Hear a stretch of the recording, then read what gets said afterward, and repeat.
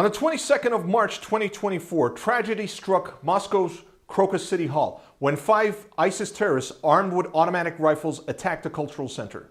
As this video went into production, civilian losses had surpassed 90, with many more wounded, and loss of life is feared to go up. The attack not only shook the Russian capital, but it also cast a long shadow over several pivotal global issues. Among them we can count Russia's ongoing war in Ukraine, Putin's new term in office as president of Russia, and the already tense US-Russian relations, especially because the US Embassy in Moscow had released a statement on March 7th suggesting that something like this could happen. Under 3 headings, I will break down the meaning of the Moscow attack. First of all, why Russia? Why now? Who done it? Let's go in reverse order.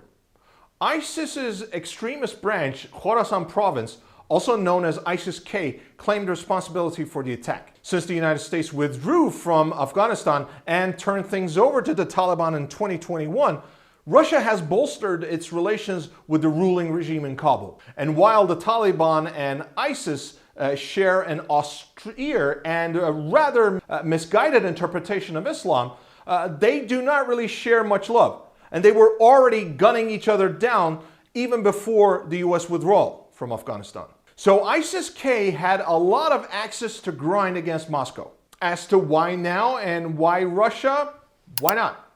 The Russians already have a war going on in Ukraine, so what better way to strike at their heart when the Russians are mostly focused on drones and missiles and enemy infiltrators on their borderlands? What better way for a violent group to make a name for itself than this? Second, what does this attack mean for Ukraine and Putin? Putin and his inner circle will probably use this opportunity to strike even harder at Ukraine at a time when Western military and financial support for Kyiv appeared to be on shaky ground. In fact, a lot of people drew parallels between the civilian apartment bombings in Russia during Putin's first year in office as prime minister, which triggered the Second Chechen War in 1999. At the time, many believed that Putin, newly prime minister, had orchestrated the bombings as a reason to destroy the autonomy of the Chechen Republic in the Caucasus. So it's safe to assume that the Moscow attack spells bad news for Ukraine. Third, how did the United States know? 3 letters, NSA.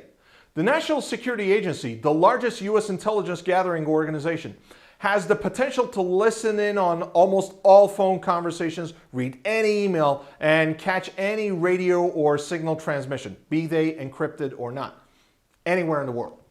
And despite the image of violent extremist organizations avoiding long-distance communications to avoid detection, these groups actually need laptops and smartphones and emails and text messaging services to talk to each other, not like ordinary people.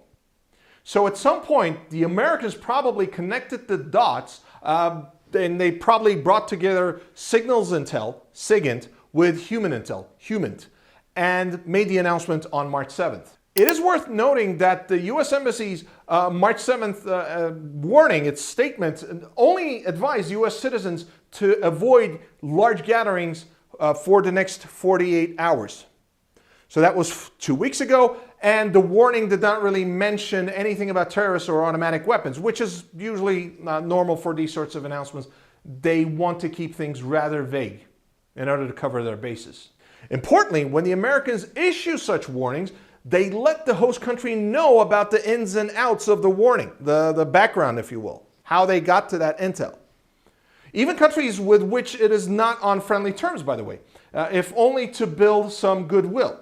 So the Russians, through the Americans, probably had a good idea of at least which organizations or assailant profiles they should be looking for. Still, we can bet that just as some Westerners will try to blame the attack on Putin, Russian social media is going to use the March 7th warning to blame the United States for the attack of March 22nd. By the way, the American warning does not mean the US was right or was even looking in the right direction.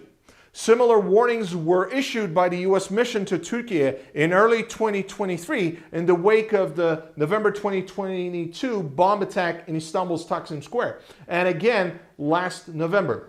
Yet, thank goodness, nothing major happened in Turkey. What do you think? Let me know your thoughts about the Moscow attack and its short-term and long-term implications in the comments below.